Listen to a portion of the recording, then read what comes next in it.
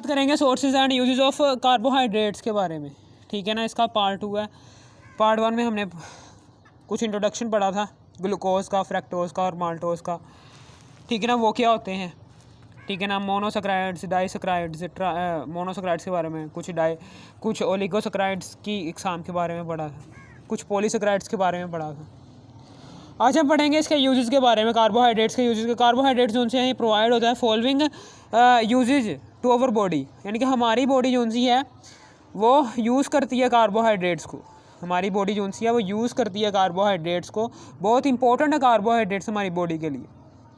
Carbohydrates provide following usage over body, यानी कि हमारी बॉडी जो सी है वो रेगुलेट करती है शुगर लेवल को बरकरार रखती है।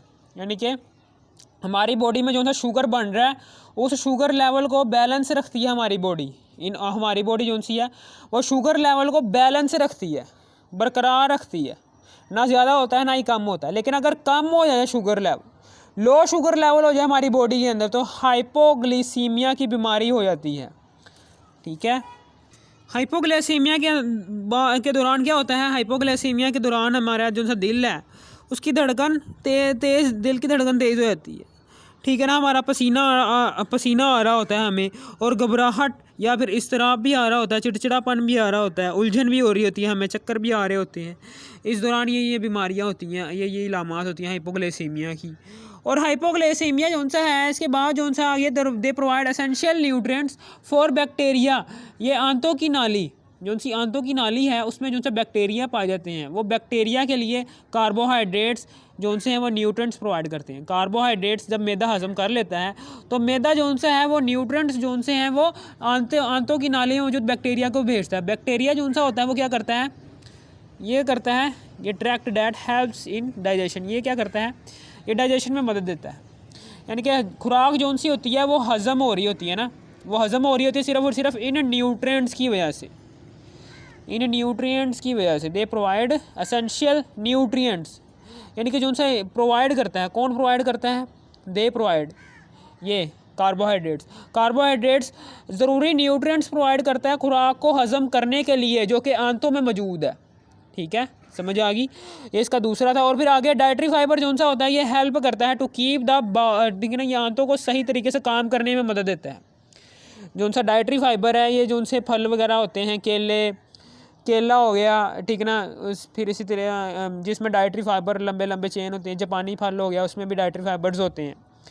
वो डाइटरी फाइबर क्या करते हैं, वो आंतों को सही तरीके से काम करवाने में बहुत अहम किरदार अदा करते हैं। हमारे पट्ठों में जो सा दर्द होता है वो दर्द से बचाते हैं। ये हमारे पट्ठे में दर्द भी हो जाता है ना कभी कभी, वो दर्द से बचाते हैं कौन से, ये कार्बोहाइड्रेट्स। और फिर उसके बाद कार्बोहाइड्रेट्स जो से होते हैं ये 17 किलो जॉल एनर्जी रखते हैं, प्रोवाइड करते हैं हमें। 17 किलो जॉल एनर्जी जो सी है ये प्रोवाइड करते हैं हमें। कार्बोहाइड्रेट्स हमें एक दिन में 17 किलो जॉल पर मोल एनर्जी प्रोवाइड करते हैं। और जो सी खुराक में तो मौजूद होता है कार्बोहाइड्रेट्स, हमारे रोज़ाना की खुराक में, रोटी में तो ख़ास तौर पर मौजूद होता है कार्बोहाइड्रेट्स। और कार्बोहाइड्रेट्स लंबी लंबी जंजीरों में होता है। आपको पता है कि ग्लूकोज, फ्रैक्टोज, हमने पीछे बनाए हुए हैं स्ट्रक्चर जो उनसे ग्लूकोज, फ्रैक्टोज मोनोसैकेराइड्स हैं। फिर उसके बाद हमने डाइसैकेराइड की भी बात की थी कि जो सा वो है C12H22O11, इसकी हाइड्रोलाइसिस की थी और ग्लूकोज और फ्रैक्टोज बन गया था, ठीक है। ये हमने ओलिगोसैकेराइड्स की भी बात की थी। कितनी लंबी चेन्स हैं कार्बन की, कार्बन के 12 एटम्स जो से हैं वो 12 कार्बन के 12 एटम्स हैं, और वो 22 हाइड्रोजन के साथ जुड़े होते हैं, और 22 हाइड्रोजन ऑक्सीजन के साथ, 11 ऑक्सीजन के साथ जुड़े होते हैं। यानी कि कार्बोहाइड्रेट्स जो से बहुत लंबी जंजीरों में जकड़े हुए हैं, बहुत लंबी लंबी जंजीरें हैं कार्बन की, ठीक है ना। ग्लूकोज में टूटती हैं जब कार्बोहाइड्रेट्स लंबी जंजीरों में होते हैं। जब कार्बोहाइड्रेट्स क्या करते हैं, कार्बोहाइड्रेट्स लंबी लंबी जंजीरों में होते हैं। कार्बोहाइड्रेट्स जो से है ये लंबी चेंज होती हैं, इसकी बहुत लंबी लंबी जंजीरें होती हैं। वो लंबी लंबी जंजीरें जो सी होती हैं वो ग्लूकोज में टूट जाती हैं। आपको पता है ना कि कार्बोहाइड्रेट्स की जो सी लंबी लंबी जंजीरें हैं वो किस में टूट जाती हैं, ग्लूकोज में टूट जाती हैं।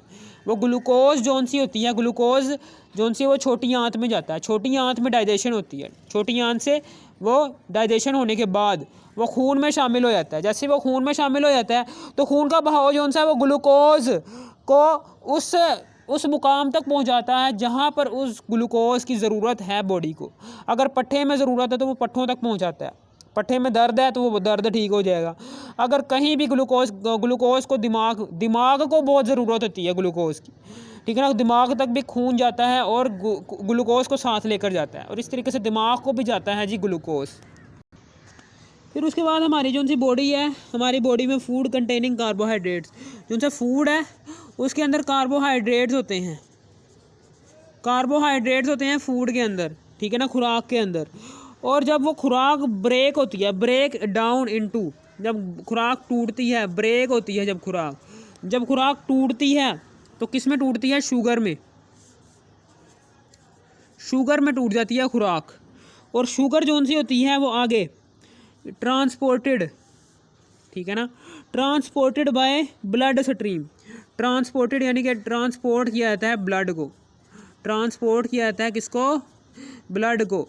और फिर उसके बाद ट्रांसपोर्ट करने के बाद और फिर इसका यूजेस हो जाता है मॉलिक्यूलर एनर्जी में, मॉलिक्यूलर एनर्जी में, यानी कि मॉलिक्यूलर एनर्जी जिसमें खून बन रहा होता है, ठीक है ना, पट्ठे सही हो रहे होते हैं अगर, ठीक है ना, यूज़ हो जाता है, बॉडी यूज़ कर लेती है उसे, ठीक है ना। और कुछ जो से कन्वर्टेड टू ग्लाइकोजिन, और कोई सा जो सा है, कोई दूसरा जो सा होता है, ये शुगर जो सा होता है उसे हम कन्वर्ट कर देते हैं ग्लाइकोजिन में, कन्वर्टेड टू ग्लाइकोजिन, तो कन्वर्ट कर देते हैं किस में?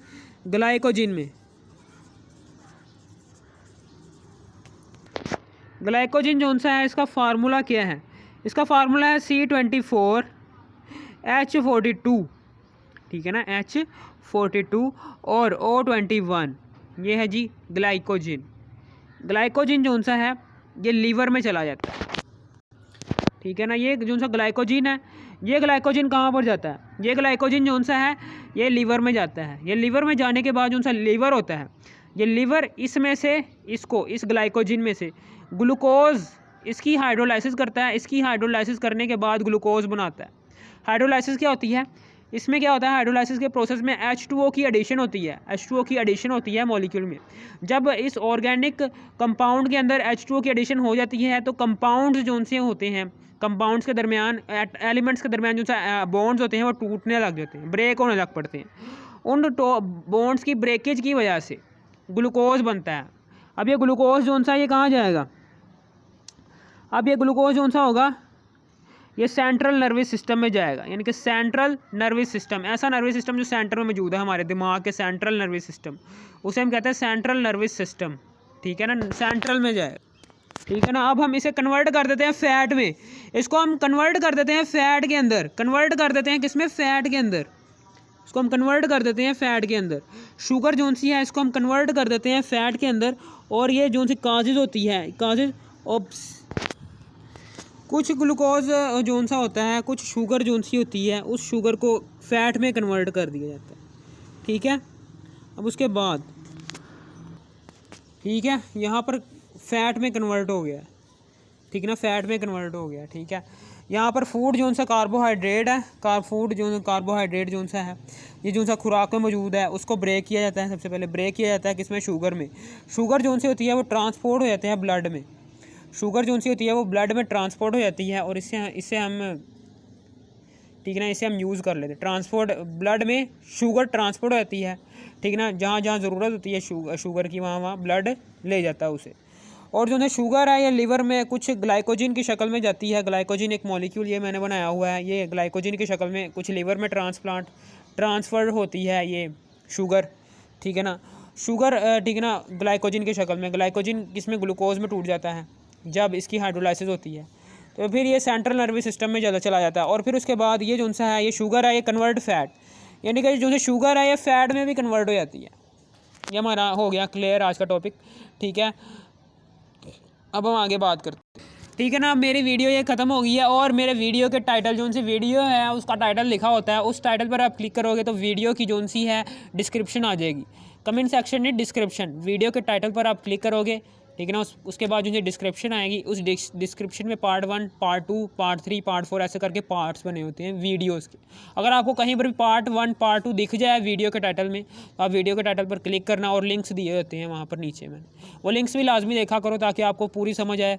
ओके, अगर आपको समझ आ गई हो तो लाइक कर देना, ठीक है, सब्सक्राइब भी कर देना। Good bye.